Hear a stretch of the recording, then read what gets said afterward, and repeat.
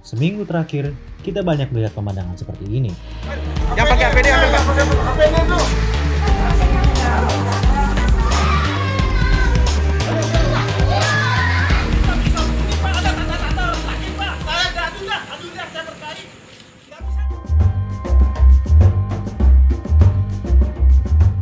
Tak sekali dua kali, pasien dalam pengawasan atau PDP yang sudah positif COVID-19 menolak atau meronta saat dijemput oleh tenaga kesehatan.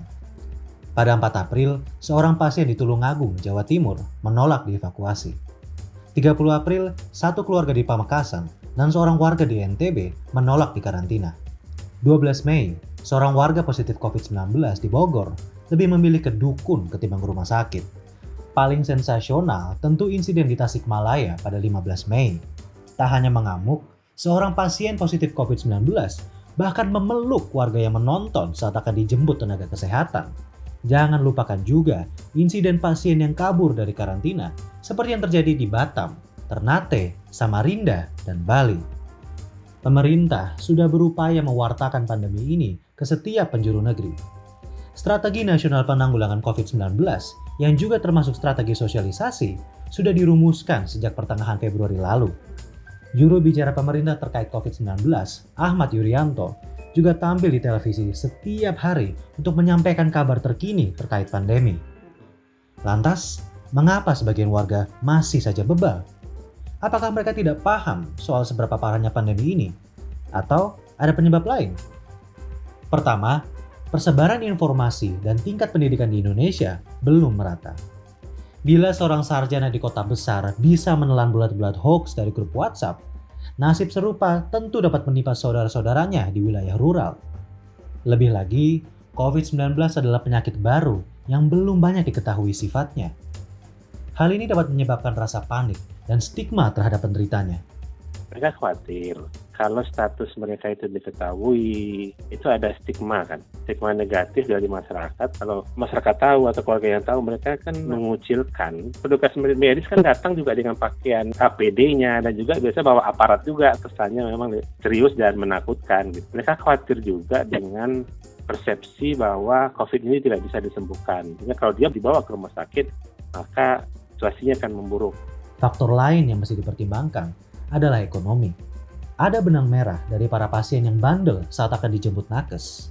Mereka rata-rata kelas menengah ke bawah yang perekonomiannya rentan. 2 orang pasien yang kabur dari karantina di Batam misalnya, bekerja sebagai ojek online. Pasien di Ternate pun mengaku ngacir dari karantina karena resah memikirkan nasib ekonomi keluarganya. Mereka bukan orang yang punya pendapatan bulanan, tapi mengandalkan kepada pendapatan harian. Sehingga kalau dia pergi, itu keluarganya nggak ada pendapatan, nggak ada pemasukan kan. Negara tidak menjamin pendapatan orang yang kehilangan pendapatan harian kan. Oke lah, negara menanggung biaya selama perawatan, tapi yang untuk yang ditinggalkan kan tidak ada. Selain minimnya bantuan sosial yang didistribusikan secara merata dan tepat, faktor lain yang ditengarai membuat warga bebal adalah penyampaian pesan yang tak konsisten dari pemerintah. Menurut Irma Hidayana dari Lapor COVID-19, sejak pandemi belum tiba sekalipun, pejabat publik sudah sering menyampaikan pernyataan yang tidak berbasis data ilmiah. Wacana seperti minum jamu, minum susu kuda liar, negara kita beriklim tropis jadi virusnya nggak mempan di sini, itu seharusnya tidak disampaikan oleh pejabat pemerintah karena apa yang disampaikan itu tidak memiliki bukti ilmiah, tidak berbasis evidence ini ya. Jadi itu membuat masyarakat bingung. Kita juga dihadapkan pada pernyataan pemerintah yang tidak konsisten. Ambil contoh wacana pelonggaran pembatasan sosial berskala besar atau PSBB. Pada 18 Mei, Presiden Jokowi menyatakan bahwa tidak akan ada pelonggaran PSBB. Padahal, sebelumnya wacana pelonggaran PSBB sempat diutarakan Menko Polhukam Mahfud MD. Ketua Gugus Tugas Penanganan COVID-19, Doni Monardo, menyatakan warga di bawah 45 tahun dapat beraktivitas kembali. Hal ini langsung disanggah Menko Perekonomian Erlangga Hartanto yang bilang warga 45 tahun ke bawah belum boleh beraktivitas seperti sedia kala. Pada 19 Mei, Menko PMK Muhadjir Effendi menyampaikan pernyataan pamungkas yang sensasional. Pemerintah tidak akan melonggarkan PSBB, melainkan pengurangan pembatasan. Kenyataan di lapangan pun berseberangan dengan pernyataan yang terus-menerus diutarakan pemerintah. Presiden bilang tidak ada pelonggaran PSBB, tapi pasar tetap ramai. McDonald's Sarinah dikerubuti ratusan warga dan hanya didenda 10 juta rupiah. Dan konser amal Badan Pembinaan Ideologi Pancasila atau BPIP tidak mengindahkan aturan social distancing. Moda transportasi pun sudah dibuka oleh Menteri Perhubungan, meskipun dengan syarat-syarat hanya dibuka oleh ASN ya, yang akan bertugas keluar daerah. Tapi ketika lihat foto-foto yang beredar di Bandara Soekarno-Hatta, apakah mereka semua pekerja yang bertugas keluar daerah? Ada anak kecil juga. Apakah ini namanya bukan mudik massal? Jadi kenyataan di lapangan banyak sekali hal-hal yang sudah dilonggarkan. Tetapi pernyataan pemerintah masih kekeh tidak ada yang namanya pelonggaran PSBB. Ini kan dua hal yang berseberangan. Jadi kalau bisa membingungkan warga itu bisa bingung. Ini nggak boleh kok. Tapi kok rame ya?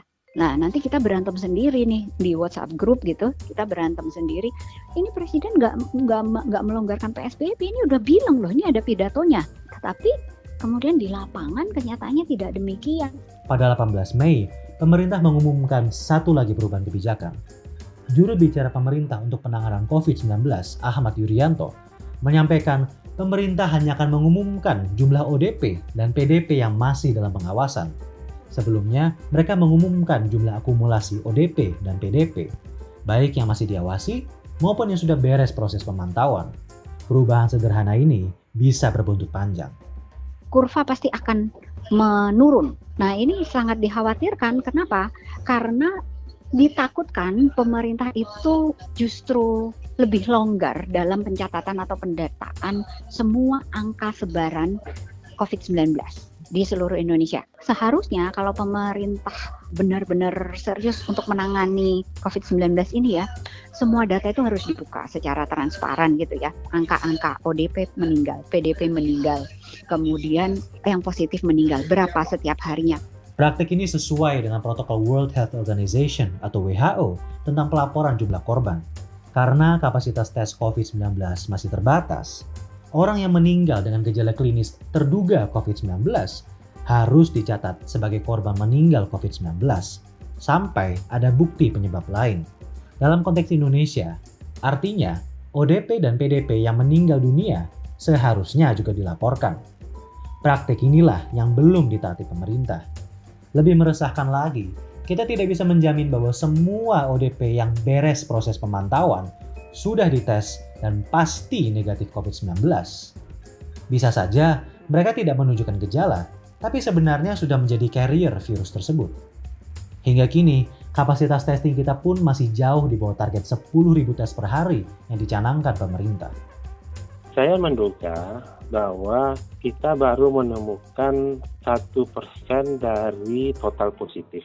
Dari seluruh orang terinfeksi, anggap ya, dari 100% orang terinfeksi, yang kita baru bisa temukan itu mungkin baru 1%. Artinya masih ada 99% orang lagi yang belum kita temukan. Skenario mengerikan ini yang jadi ketakutan para pekerja medis dan epidemiolog. Pada 19 April lalu misalnya, Ikatan Dokter Indonesia atau IDI menyampaikan bahwa angka kematian terkait COVID-19 sebenarnya jauh lebih tinggi dari perhitungan yang dibuka pemerintah. Perhitungan dari lapor COVID-19 juga menyatakan bahwa jumlah angka total kematian karena COVID-19 di Indonesia per 15 Mei 2020 minimal mencapai 4.848 orang. Adapun data dari pemerintah hanya 1.015 kematian per 15 Mei 2020. Ketika ada skenario untuk melakukan pelonggaran, walaupun itu belum dilonggarkan, kemudian adanya narasi bahwa kurva sudah menurun, kasus harian sudah menurun, itu memberikan rasa aman yang semu pada masyarakat. Ini dia kuncinya, rasa aman yang semu. Masyarakat yang menolak dijemput tenaga kesehatan atau tetap meluber ke pasar dan restoran memang bersikap sembrono.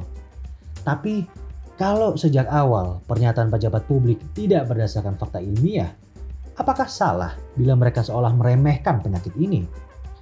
Jika sikap pemerintah terkait pelonggaran PSBB saja pelin-pelan, apakah salah bila mereka mengambil keputusan sendiri? Setelah mereka melihat berita keluarga di Serang yang meninggal kelaparan setelah karantina di rumah, Apakah salah bila mereka mementingkan perut keluarganya sendiri ketimbang menuruti PSBB? Pertanyaan menarik.